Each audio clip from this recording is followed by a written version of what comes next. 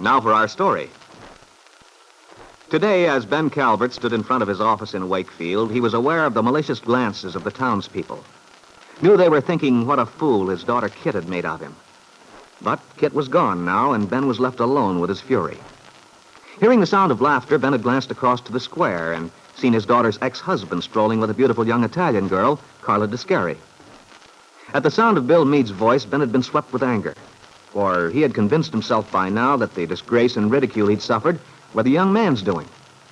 A moment later, Carla's husband had come by.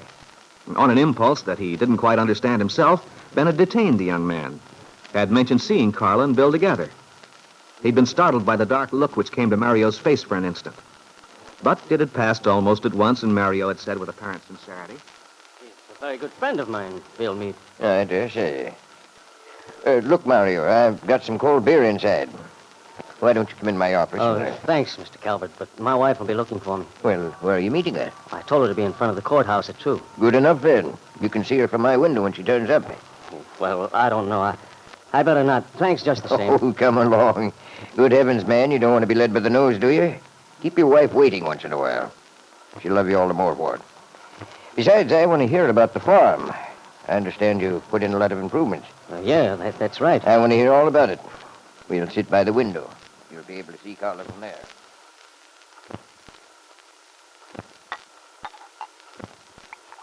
Now, there you are, Mario. Thanks. Oh, say, that does taste good, Mr. Calvert. Nothing like it. I don't go in for any heavy drinking, never have. But I like to keep a couple of quarts of good beer on ice here at the office. My old man was a great one for beer. I remember in the old days, during Prohibition, he used to make it himself, down in the cellar. Home brew. Yes. Seems to me I had a bottle or two with him a couple of times. I'll bet. Your father was a great guy, Mario. Had a mind of his own, too. You're not kidding, Mr. Calvert. Nobody ever put anything over on my old man. I can tell you that. He knew his farming, too. He was what I call a natural-born farmer. Seemed to have an instinct for it. Yeah. Gosh. When I got that telegram overseas, I just couldn't get through my head. Couldn't believe he was gone. Then, all of a sudden, it would come to me. You know, I cried like a baby. And I wasn't ashamed to either. No reason. It's a screwy business. The guy gets used to seeing some terrible things in a war. You think you've got so it don't mean anything anymore. A human life. It's cheap as dirt, you think. But then, someone close to you. Your buddy. Or your old man. It gets you where it hurts. I know. I was overseas last time. And it is as you say. Some things a man never does get used to. After that, things went all to the devil out of the place. Carla would write and tell me. She worried, but she couldn't do anything about it. You know my grandpa? I should think I do, my boy. Knew him before you were born. Well, he's an old man now, and Carla says I shouldn't be sorry at him. But I sure was mad when I came back and saw things were. Well, your wife's quite right, Mario. You can't hold it against him at his age. Besides, he had it on his mind, all right. In fact, I had a talk with him once about a loan. Nothing ever came of it. He didn't come back. Carla told me. I never did know what changed his mind. Well, I'll tell you, Mr. Calvert. It was me. They wrote, and I told them not to do anything until I got back. Oh, I see. So that's what happened, eh? Well, I don't mind saying I was sorry about it. A man couldn't make a better investment. You've got a fine place there, Mario. It's the best. Too bad you didn't come around to see me when you got back. We could have fixed up a good deal between us. Maybe so. But I'm satisfied the way things are, Mr. Calvert. Bill Meade's fine to do business with. He lets me alone, but if I want to talk things over, he's always got time to see me. Well, if you're satisfied, that's all that matters. Everyone to his own taste, you know. And I will admit Bill's smart about getting people's confidence. If they get disillusioned later, that's another story. Anyway, you're doing all right at present, I gather. Oh, sure. I got nothing to worry about. It must be pretty nice getting back from overseas and having a pretty wife like Carla waiting for you. Oh, you're darn right it is. I guess you know how lucky you are. A lot of fellas got back and found there'd been a few changes made while they were gone. Changes? I don't get you. Oh, you know what I mean. A girl gets restless, lonesome. Some chap comes along and flatters her a little, buys her a few presents. Before you know it, she's forgotten about her husband overseas. Not Carla. She's different. She wouldn't do that. Yes. Yes. Yes, I know. But she's a mighty good-looking young woman, Mario. The kind of girl men notice.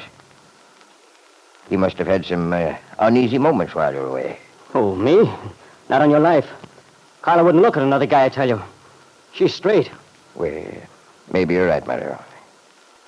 The fellas here in Wakefield know better than to try any funny business. They better if they know what's good for them.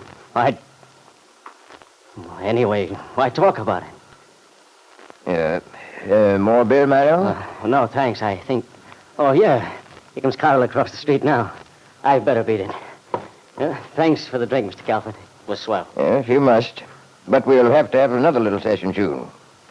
I've enjoyed talking to you. Goodbye, Mario. So long, Mr. Calvert. Be seeing you. Oh, why, hello, Mario. Oh, hello, Mrs. Calvert. Well, I didn't know you and Ben were doing business. No, Mr. Calvert asked me in to split a bottle of beer with him. Oh, well, that's nice. But must you rush off? My wife's waiting for me. Oh, well, tell her I said hello. Ben? In there, Jessie. Well, I just ran into Mario Descare. Yes, we've been having quite a nice little talk. Well, a surprise, Ben. You don't usually pal around with the local farmers. Nothing wrong with it, is there? Besides, that boy rather interests me. Does he? Yes. Well, he's somewhat of a diamond in the rough, and heaven knows he's good looking. And his wife's a real beauty. There's something about him. I don't know how to describe it. Is this more of your amateur psychology, Jessie? Don't tease me, Ben. You must admit my analysis is sometimes surprisingly accurate. No, all right. Now, what about Mario Descare? Oh, I don't know quite. But I have the feeling he has tremendous emotional depths. Rather dangerous ones. Dangerous? How? There's a lot of fire in him. Smoldering fire. And if it ever gets loose... I shouldn't imagine there's much danger of that. I don't know, Ben. The way his eyes follow that wife of his... Well, Jessie, maybe you're right. You mentioned the other day about his being a very jealous man. I got a flash of it just now. Well, you can hardly blame him. And with that quick temper of his, I wonder just what he'd do. How far he'd go. How far? Well, from what I've seen of him, I wouldn't put anything past him if he were aroused. But there's not much point in discussing it. No. And yet, Jessie, it's rather an interesting idea. Ben Calvert was thinking of the power of jealousy, which can destroy the closest friendship, alienate man from his best friend. Jealousy, whose destructive force has driven men into frenzies of frustrated passion, even to murder. And then Ben remembered Mario's wife, Carla, laughing up into Bill Meade's face.